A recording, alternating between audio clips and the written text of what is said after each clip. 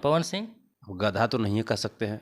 तहाई अहिर के असली बेटा मोछ पर फर्क ना पड़ी। अच्छा, एक समय था कि आप खेसारी लाल यादव को बहुत ज्यादा गाली देते थे। भोजपुरी में कौन बड़ा, खेसारी लाल यादव बड़ा कि पवन सिंह बड़ा? खेसारी जी को और हर हर गंगे आ गया टीचर उसका।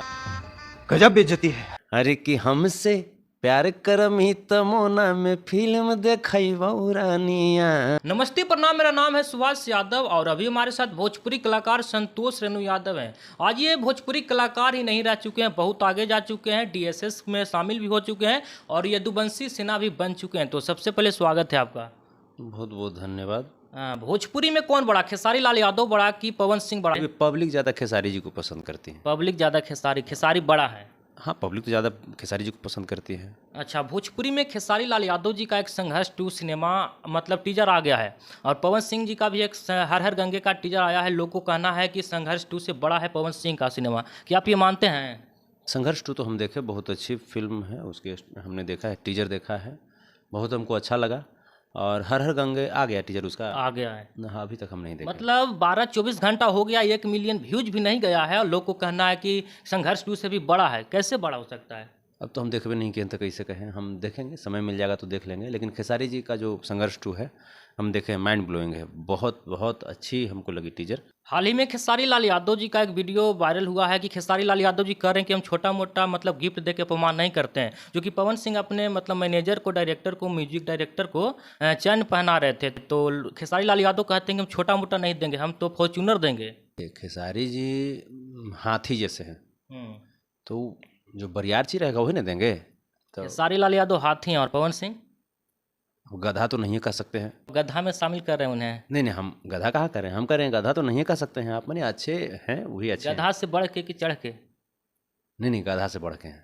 बढ़ के, लेकिन वही में आते हैं। अब देखिए, ये आप कह सकते हैं, हम इसमें कुछ नहीं कह सकते हैं। हम, हमारे लिए दोनों बड़े भाई हैं।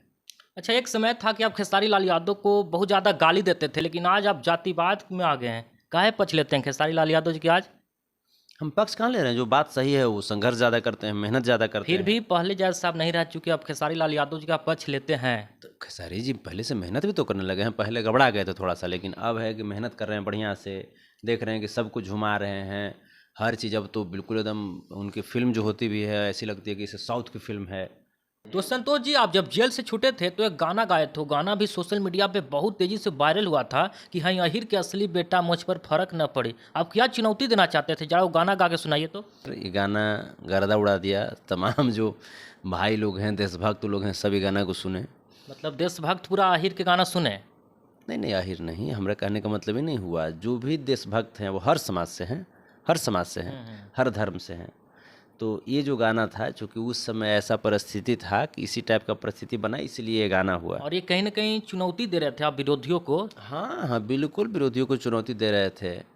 अरे कि जेल भेजाओ, चाहे सेल कराओ, चाहे बांध दे हाथ कड़ी, तहाई अहिर के असली बेटा मोछ पर फर्क ना पड़ी। ये आप शब्द किसको कहना चाहते हैं? जो विरोधी था उस समय के परिस्थिति के अनुसार उसको कह रहे थे। अभी ये गाना आया है गोलघर। अरे कि हमसे प्यार करम ही तमोना में फिल्म देखई रानिया। हमसे प्यार करम ही तबीना में फिल्म देखई धानिया। त कबो चढ़बऊ, कबो गोलघर पर चढ़ई रानिया।